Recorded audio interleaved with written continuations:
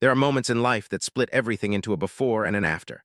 Moments so unexpected, so raw, and so deeply human that they stop you right where you are and make you question everything you thought you knew about yourself and the people you love most. Most of those moments happen in private, in living rooms, hospital hallways, or quiet kitchens late at night when the rest of the world is asleep. But every once in a while, one of those moments happens in front of millions of people. And when it does, it reminds all of us why family is the most complicated, the most painful, and the most beautiful thing any of us will ever belong to. If you have ever wondered whether blood is really what makes a family, or whether love can hold two people together even when the truth tries to pull them apart, then this story is for you. And before we go any further, if you are new here, hit that like button and subscribe right now. Because stories like this one are exactly what this channel is built on. Real people, real moments, real life. No drama that was staged, no emotion that was performed, just the truth, the whole truth, and the extraordinary things that happen when ordinary families face something they never saw coming. Now let us get into it. Marcus and Diana Washington had been married for 22 years when they walked onto the Family Feud stage in the spring of 2024. They were not the kind of couple that made people stop and stare. They were quiet and warm, the kind of couple you see at a church barbecue or a school fundraiser and immediately think, those two have figured something out.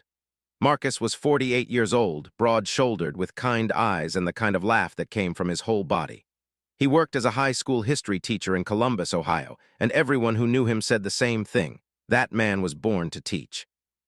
Not just because he knew the material, but because he genuinely believed that understanding the past was how people learned to navigate the present. He brought that belief into every classroom, every parent-teacher conference, every dinner table conversation with his own kids. Diana was 46, a nurse practitioner with a sharp mind and a gentle manner. She had spent the last decade working in a community health clinic that served low-income families, often staying late, often going above and beyond, because that was simply who she was. She was the kind of person who remembered things, not just medical histories and medication names, but the names of her patients' children and the anniversaries of their hardest days. She had learned early in her career that medicine was not just about the body. It was about the whole person. That belief had made her exceptional at her job, and it had also made her the kind of partner Marcus needed when the hard news came. Together, Marcus and Diana had 3 children, a 21-year-old daughter named Simone who was finishing her last year of college in Michigan, a 17-year-old son named Jalen who was sharp and funny, and had his father's eyes and his mother's relentless curiosity, and a 13-year-old daughter named Aaliyah who was, by everyone's agreement, the emotional heartbeat of the family, the one who always knew when something was off, who climbed into your lap when you needed it most, and who had opinions about absolutely everything. By every visible measure, the Washington family was solid, steady, the kind of family other families quietly wished they were. They had applied to Family Feud almost as a joke. Jalen had dared them to do it one Sunday afternoon while they were all watching old episodes together, and Marcus, never one to back down from a challenge from his kids, had filled out the application that same evening. When the call came 6 months later saying they had been selected, the whole family had screamed so loud that their neighbor knocked on the door to check if everything was okay. They spent 3 weeks preparing. They quizzed each other at dinner. They practiced giving fast answers under a timer Jalen set on his phone. They laughed until their stomachs hurt. It felt like the most fun the family had experienced together in a long time, a welcome distraction from the thing that had been quietly sitting in the corner of their lives for the past 4 months, the thing none of them had fully figured out how to talk about yet. Because 4 months earlier, Jalen had done something that changed everything. It started innocently enough. His AP biology teacher had offered extra credit to any student who completed a consumer DNA ancestry test and wrote a detailed report about what they discovered. Jalen, who had always been curious about his roots, particularly on his father's side, since Marcus rarely talked about his childhood or his family of origin, signed up immediately.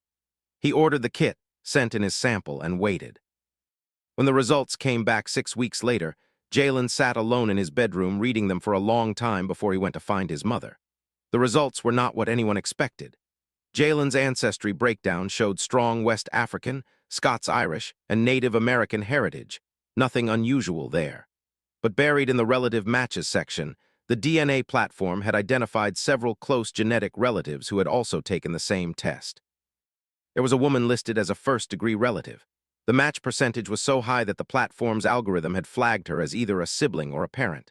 Her name on the platform was listed simply as Patricia. She was a 45-year-old woman living in Atlanta, Georgia.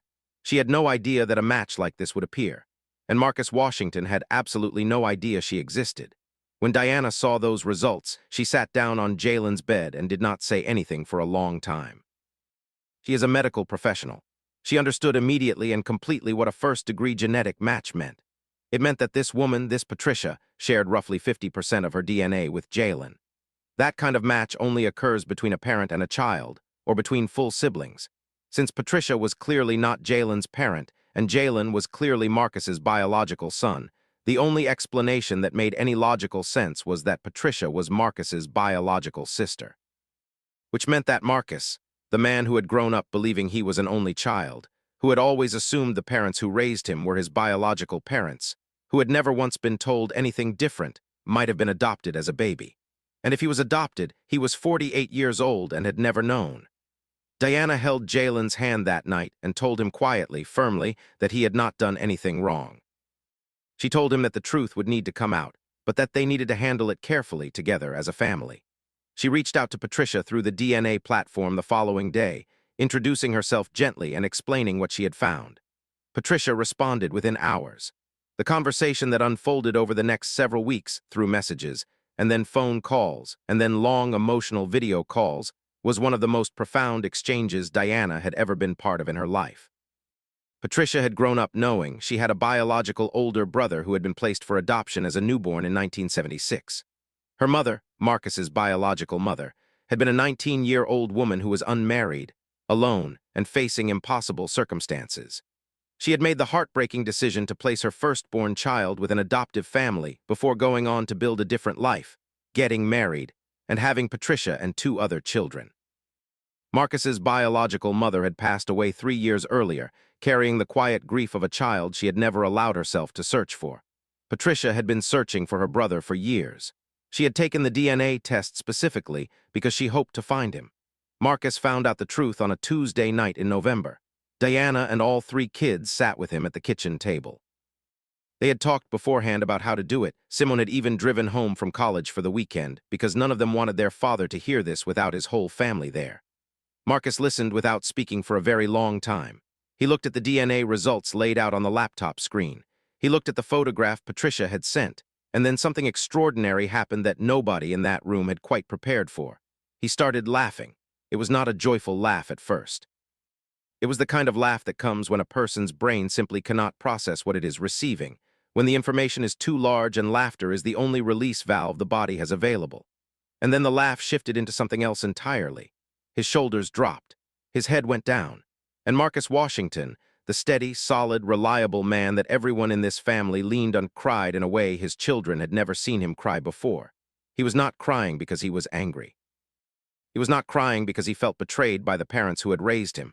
He had lost them both years ago and had loved them deeply, and nothing about this discovery changed what they had built together.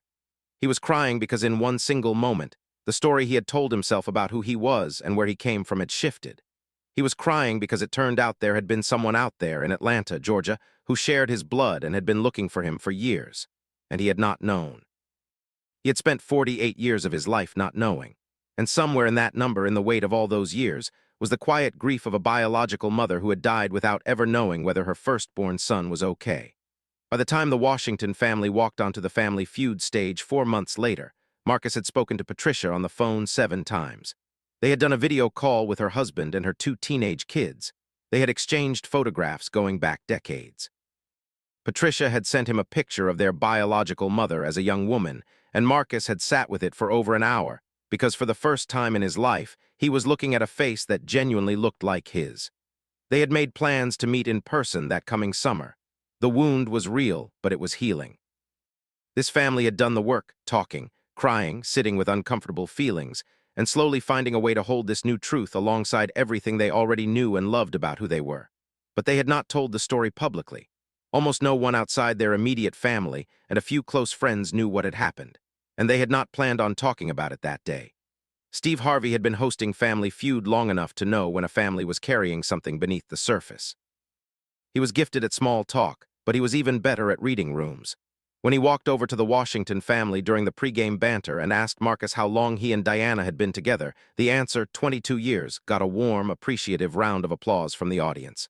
But it was what Steve said next that quietly opened the door. 22 years, Steve repeated, nodding with genuine admiration. Man, after 22 years you must know each other inside and out. No secrets, no surprises left, right? The audience laughed, and then something happened that nobody in that studio expected. Diana looked at Marcus, and Marcus looked at Diana. And in that half-second of eye contact, something passed between them, something invisible but unmistakable.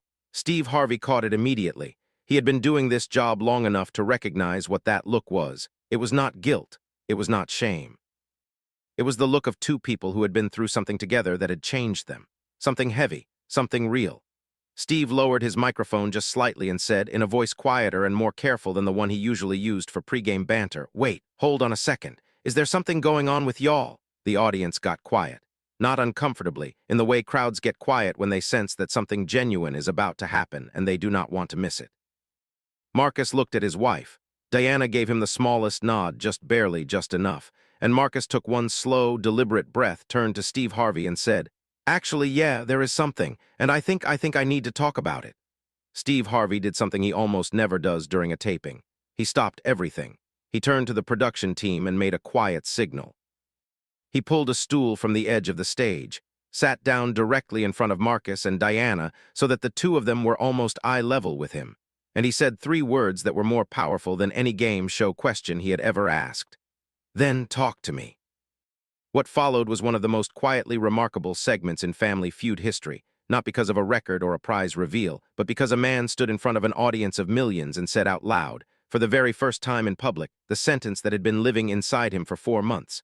"I found out I was adopted, at 48 years old, because my teenage son did a school project." The audience did not gasp. They exhaled, all of them at once. It was the sound of an entire room of people recognizing something true, something devastating, and somehow also something beautiful, all at the same time. Several people started crying before Marcus had even finished his second sentence. He told the story simply, the way a good history teacher tells any story, with facts and feeling in equal measure, with respect for the people involved, and with the kind of honesty that does not perform emotion but simply allows it to be present. He talked about Jalen's biology class and the DNA kit and the relative match that had appeared on a screen without warning. He talked about Patricia, the sister he never knew existed, the woman who had been searching for him for years. He talked about his biological mother, the 19-year-old who had made an impossible choice in 1976, who had gone on to build another life, who had carried her secret quietly until her death, and who would never know that her son had turned out not just okay, but genuinely good. He talked about sitting at his kitchen table in November with his wife and his 3 children while the true story of his own origins was laid out in front of him for the first time. And then he said something that made Steve Harvey close his eyes for a moment and breathe. "The hardest part," Marcus said, in a voice so steady it was almost more moving than tears would have been, "wasn't finding out I was adopted. The hardest part was knowing that my birth mother passed away without ever knowing if I turned out all right. And I will never get to find her and tell her, hey, I'm okay. I became a teacher. I married a woman who is extraordinary. I raised 3 kids who are going to change the world. I want her to know that the choice she made, the hard, painful choice she made, it worked out. It worked out really well." Steve Harvey did not speak for 4 full seconds. On live television, 4 seconds is a very long time. When he did speak, his voice was low and unhurried. "Brother," he said, "she knew. Trust me, wherever she is right now, she already knows." The audience responded in a way that was more powerful than applause. It was the sound of people being broken open just slightly and choosing to stay there. Steve turned to Diana. "And you," he said carefully, "you were the one who saw those results first. You carried this information before he did. How did you hold that?" Diana smiled, the quiet, composed smile of a woman who has long since made peace with carrying weight. "Carefully," she said. "I'm a nurse. I know how to deliver hard news without destroying the person in front of me. But this was my husband. So I didn't just deliver information, I made sure our entire family was ready to be there when he heard it." Steve looked at her for a long moment, then he turned to the audience. "That," he said simply, "is what a real partner looks like." The applause that followed was the kind that feels less like entertainment and more like agreement. He turned back to Marcus. "So you've got a sister now, in Atlanta." "Her name's Patricia," Marcus said. The way he said it carefully, like the name was still new and he did not want to chip it, was one of the most quietly moving things in the whole exchange. Have you met her yet? Not yet in person. We're planning to meet this summer. My kids are going to meet their aunt. He paused and something flickered across his face, a small, private wonder. My aunt. I keep having to remind myself she's my aunt too. I keep having to remind myself that I have a sister. Steve Harvey leaned back slightly and looked at this family, the strong, steady man, the partner who had held the ground firm beneath his feet, the kids sitting together in a row, and he made a decision in the way that people with real conviction make decisions, quickly and without hesitation. He turned to the camera and spoke directly into it. Before we play this game, I want to say something, Steve said. A lot of people go through their whole lives feeling like there is a piece of their story missing. Like there is a chapter they were never given, and sometimes that chapter shows up when you are least expecting it and completely unprepared. It does not always arrive gently. It does not always feel good at first. But if you are fortunate, and if you have built something as solid as this family right here, it becomes something that adds to who you are rather than taking anything away. He paused for just a beat. Marcus. The fact that you are standing here today, talking about this with dignity and love and your whole family beside you, that is the real story, not the DNA test. You. The Washington family played a great game of Family Feud. They were exactly what you would hope for: warm, competitive, funny under pressure. Aaliyah, the youngest, jumped up every single time the board revealed an answer in their favor, and the audience laughed with her each time like she was doing it specifically for them. Jalen, the boy whose school project had quietly set all of this in motion, turned out to be remarkably sharp under pressure, answering fast money-style questions with a calm confidence that made Marcus look at him with the kind of visible pride that requires no words. The Washington family won their main game and moved on to fast money. But the moment everyone talked about afterward, the clip that ran across social media for weeks, was a 30-second exchange that happened after the main game ended. Steve Harvey walked over to Jalen specifically, stood in front of him, and put a hand on the young man's shoulder. Young man, Steve said, you understand that this whole thing started with you, right? Jalen nodded, looking a little nervous under the attention. You did a school assignment, Steve continued. You were just trying to get extra credit. The audience laughed warmly. And because of that, your father has a sister, your family has a whole new branch, and your dad, because of you, now understands something about himself that he spent 48 years wondering about without even knowing he was wondering. Steve held his gaze steadily. You did not break anything, son. You opened something. Jalen, who was 17 years old and trying very hard not to cry on national television in front of however many millions of people, pressed his lips together, nodded, and mostly succeeded. Mostly. When the episode aired 3 weeks later, the response was unlike anything the production team had anticipated. The clip of Marcus telling his story went viral within hours of broadcast.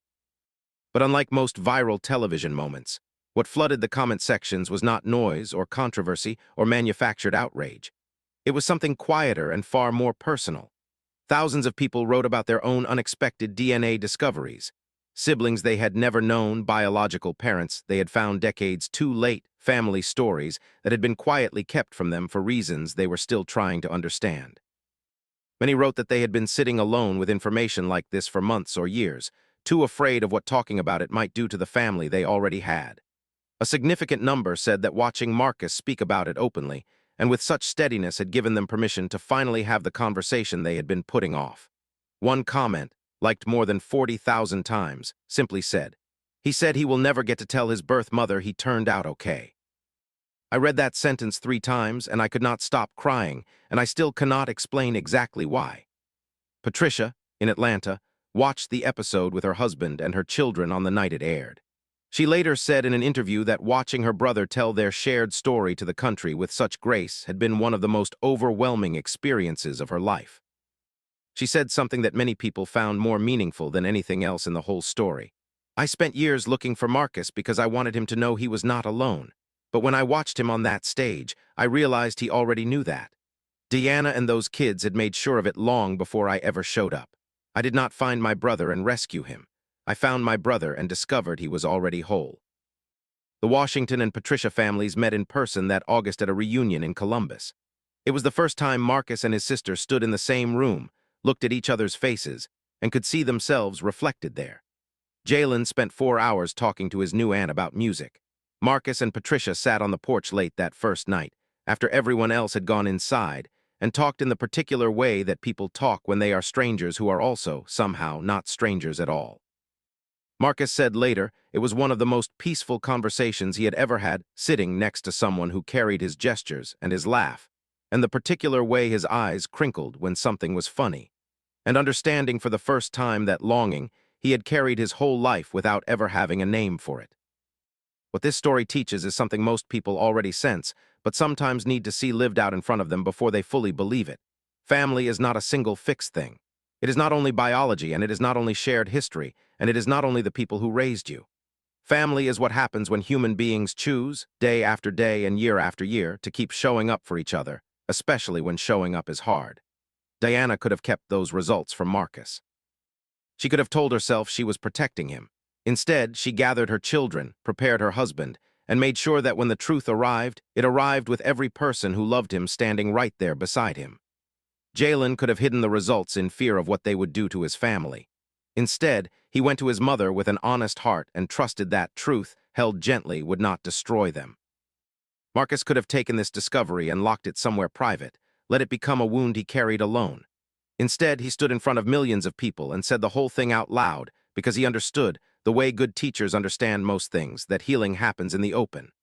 Marcus Washington turned out okay. More than okay. He is a husband, a father, a teacher, a brother, and a man who chose openness over shame on a day when no one would have blamed him for choosing privacy. His birth mother, wherever she is, would be proud. And Diana, the woman who sat next to her son in November and knew immediately that this moment required the softest, most careful hands imaginable, she just keeps showing up. The way she always has. The way she always will. If this story moved you in any way, if it made you think about your own family, your own unanswered questions, your own moments of unexpected truth, share it with someone who needs to hear it today. Leave a comment below and tell us what part hit you the hardest, because this community shows up for each other in the comments in a way that matters. And if you are not already part of this family here, hit that subscribe button right now. Every week we bring you stories exactly like this one, stories about real courage, real love, and the beautiful, complicated truth of what it means to belong to someone across a lifetime. We will see you in the next one.